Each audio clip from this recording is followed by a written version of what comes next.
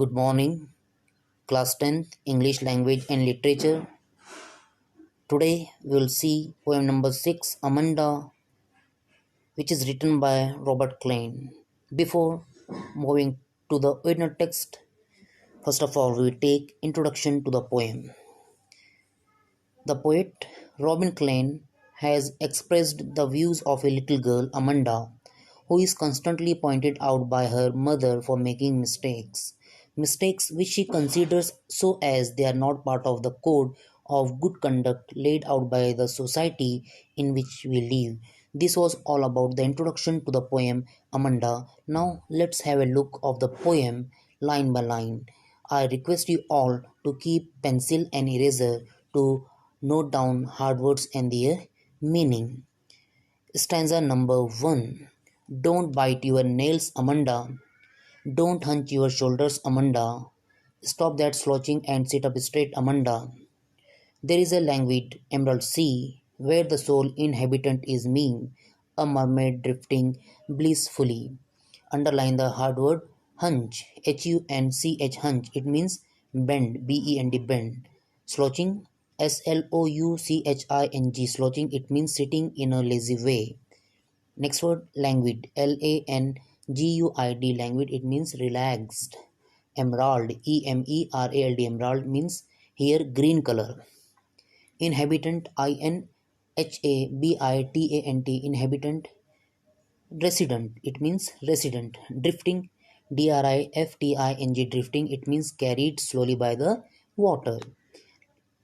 Underline blissfully, B-L-I-S-S-F-U-L-L-Y, blissfully, happily. In stanza number 1, the poet is describing Amanda, a little girl who is always pointed out by her mother for her mistakes and how she imagines her life to be.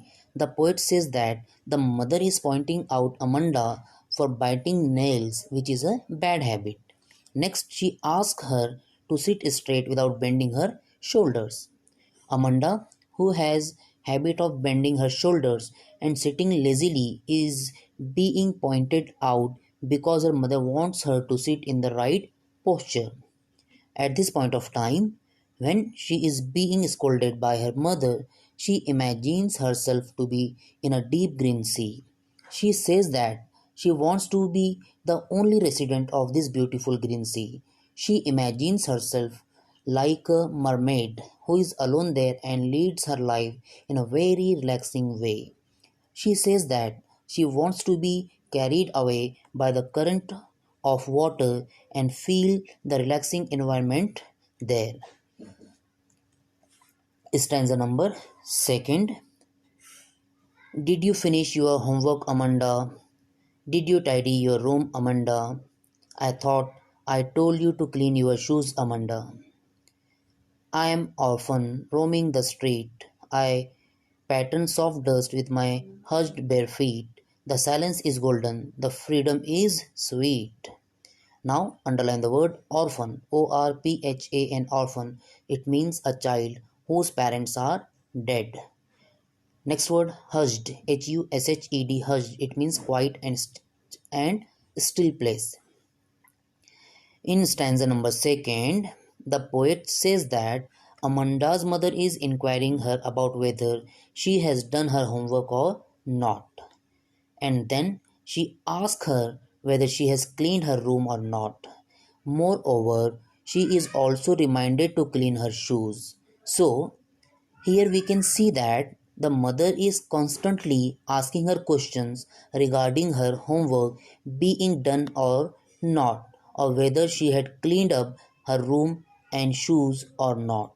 But on the other hand, while Amanda is listening to her mother's instructions, she imagines herself to be an orphan who is roaming in the streets. This means that she imagines if she would have been without parents, she would have walked freely in the streets. She would have drawn designs on the soft dust with her uncovered feet very quietly. So we can see that she thinks opposite to her mother.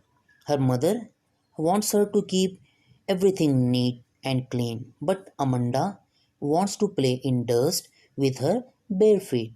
Moreover, she is so fed up of these constant instructions from her mother that she says silence is golden, which means that silence is very crucial and precious.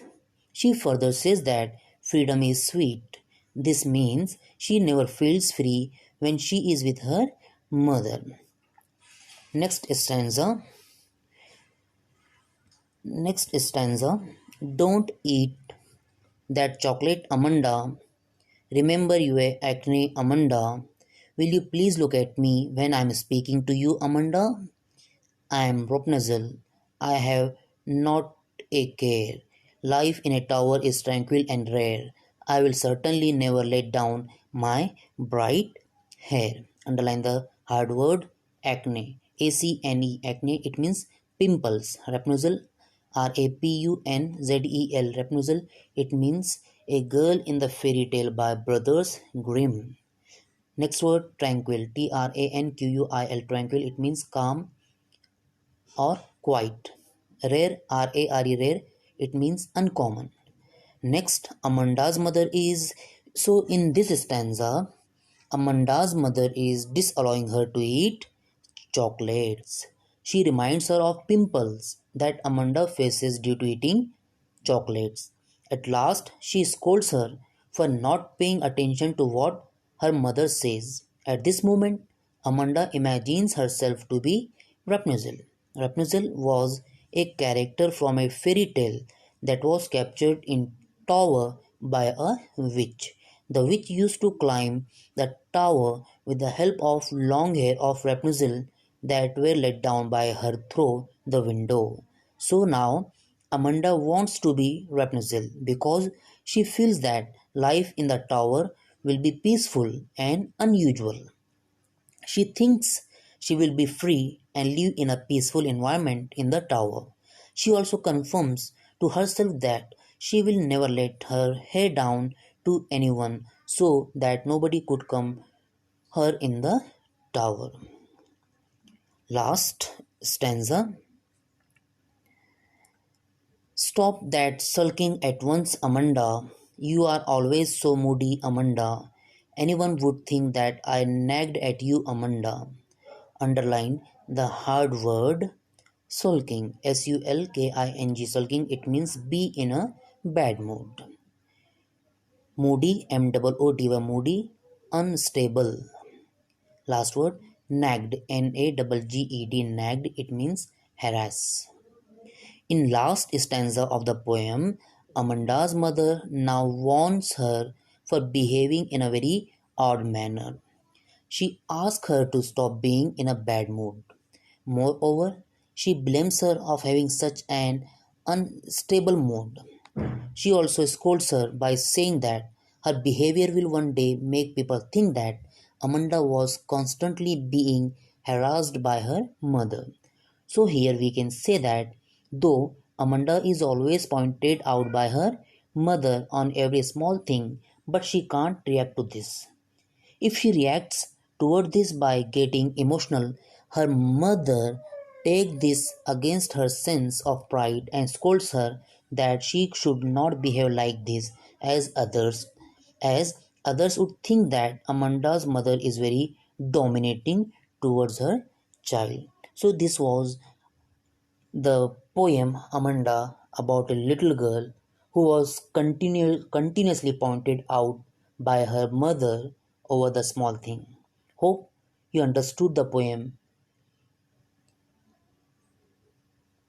Thank you so much for your kind listening. And